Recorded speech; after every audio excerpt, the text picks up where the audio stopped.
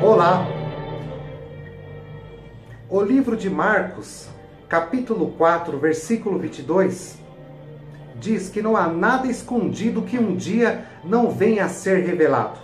O História Total hoje tem uma matéria denúncia para você.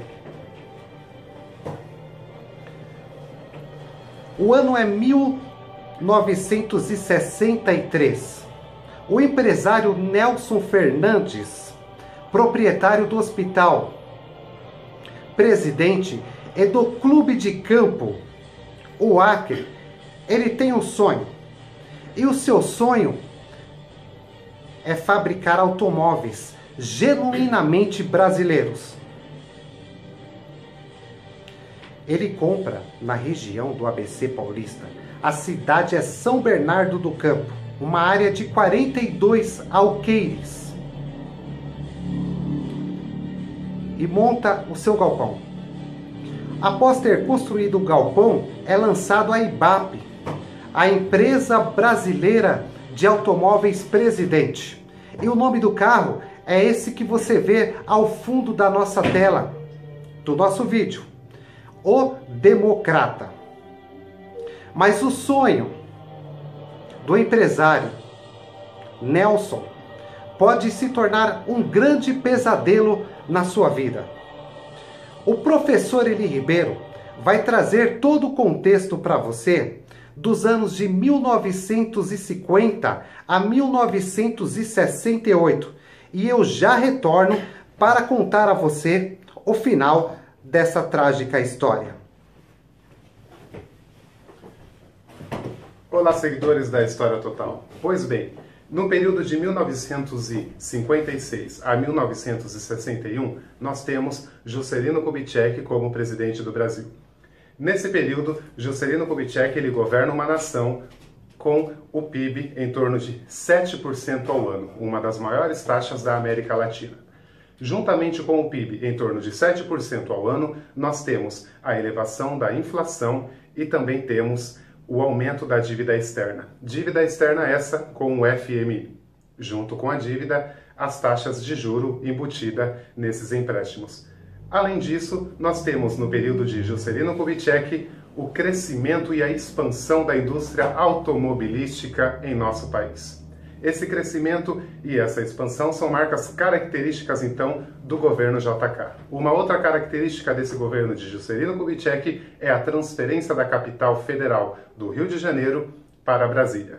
Pois bem, notamos então que no período do governo de JK tivemos um grande avanço na área econômica e também não podemos citar que tivemos um avanço na área social. Por quê? Tivemos o crescimento das desigualdades sociais.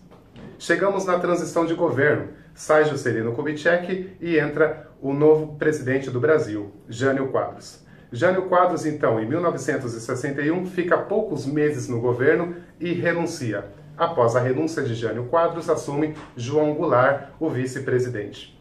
O exército, os militares, desconfiados de João Goulart, então adotam o plano do parlamentarismo. O parlamentarismo, então, é o plano de governo do Brasil, com João Goulart, então, como presidente. E nesse contexto, o que ocorre? Nesse contexto, passado algum tempo de João Goulart no poder, ocorre um plebiscito. E nesse plebiscito, vence João Goulart e ocorre a volta do presidencialismo. Com o presidencialismo, então, em pauta, João Goulart tem, então, o poder novamente ali na mão do executivo. Com esse poder, João Goulart, em 1963, num período de crise, o que ocorre? O Brasil com altas taxas de inflação, altas taxas, então, já não podendo mais efetuar muitos empréstimos, porque a imagem do país já estava negativa. O que ocorre? Ocorre que João Goulart decide fazer reformas de base. Essas reformas de base visavam, então, econômico, social, reformas, então, de emergência, reformas que visassem melhorar a nação, diminuir as taxas de inflação e os números da desigualdade social. Pois bem, nesse contexto, o que ocorre? O lado conservador da política nacional e da sociedade vê João Goulart como uma ameaça e do lado conservador ocorre essa visão como uma ameaça à nação, porém o povo, os sindicatos, os trabalhadores abraçam esse populismo de João Goulart como causa para a melhora da nação e diminuição das desigualdades sociais. O ocorrido nós todos sabemos. Juntou a ideia de que João Goulart, anos antes, teria ido à China comunista como uma viagem, como representante da nação, ocorre que 31 de março de 1964 temos no país o golpe militar. Cai João Goulart, o exército assume com a repressão e entra uma nova política também expansionista na área de atrair empresas internacionais. Tivemos nesse período o milagre econômico. Pois bem, trouxe à tona para vocês então JK e João Goulart, juntamente com a ditadura, o golpe militar. O que tem em comum? Podemos dizer, o lado comum dessa história é o lado da expansão e da entrada de capital internacional e de empresas estrangeiras. A questão do automobilismo fica muito evidente. Porém, aumenta-se as taxas de inflação, aumenta-se o endividamento da nação com empréstimos do FMI, o Fundo Monetário Internacional, e juntamente com isso nós temos o quê? Continua o aumento das desigualdades sociais. Então, esses três fatores têm a ver com o governo de Juscelino Kubitschek, o governo de João Goulart e também o governo militar.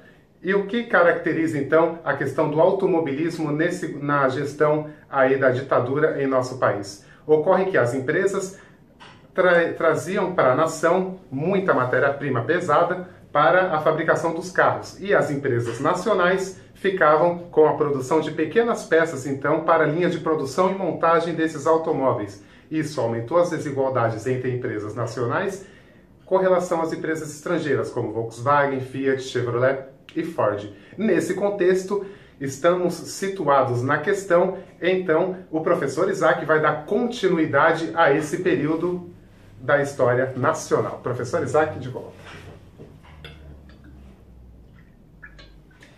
Indústria Brasileira de Automóveis, presidente. Essa foi a nossa primeira indústria de automóveis, com o lançamento do veículo O Democrata. O lançamento do veículo O Democrata é um sucesso. Muitas pessoas compram o título dessa empresa. São 87 mil títulos vendidos. Mas, junto com o sucesso, vem as preocupações.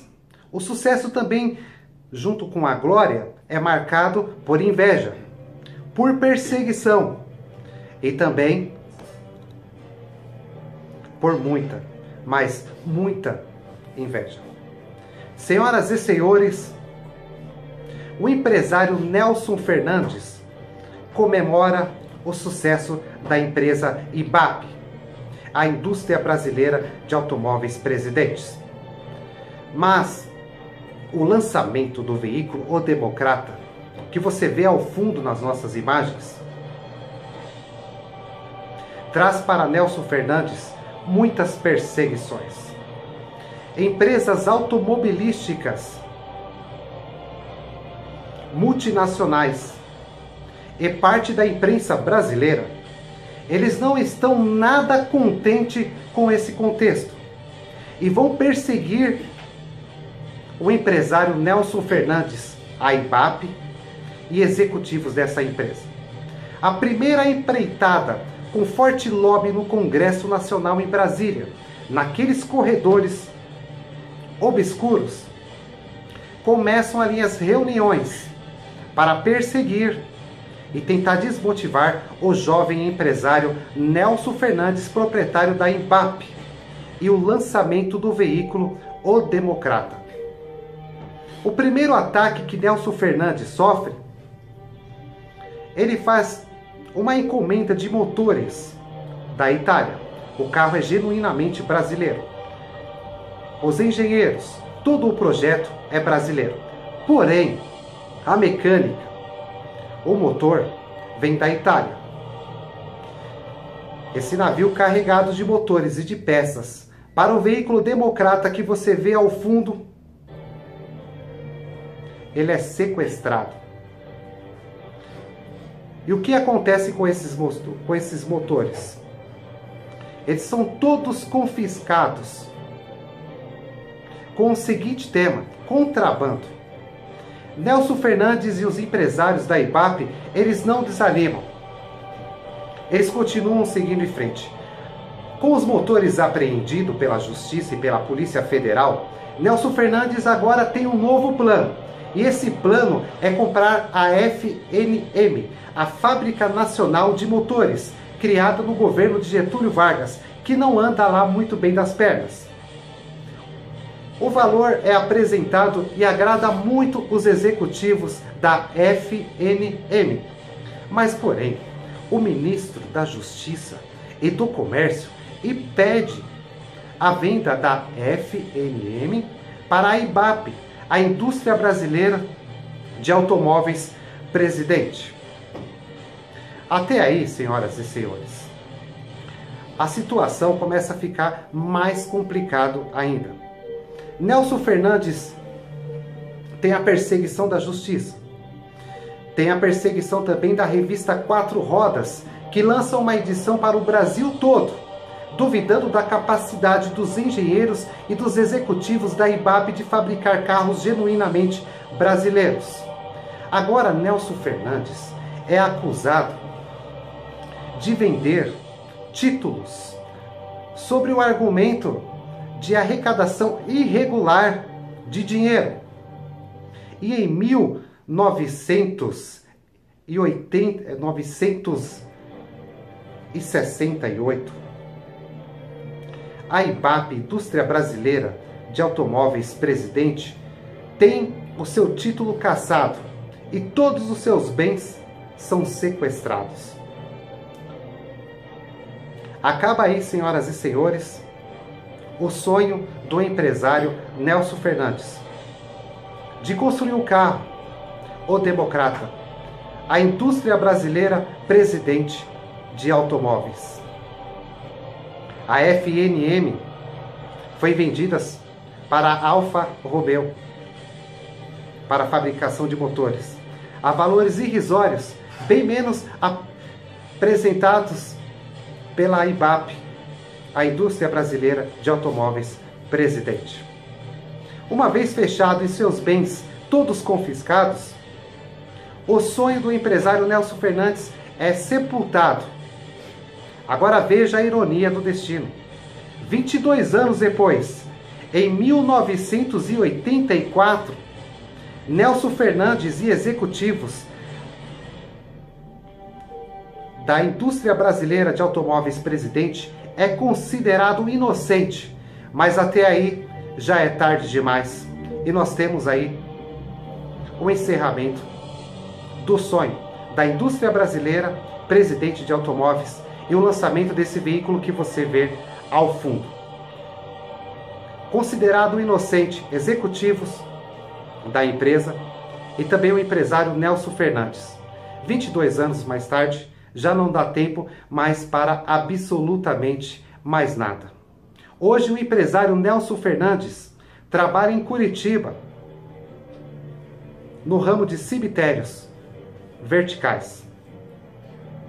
História Total mostrou hoje para você a primeira tentativa de um empresário montar uma indústria de automóveis brasileira, que foi enterrada e sucateada por objetivos obscuros de multinacionais e com o apoio do governo brasileiro.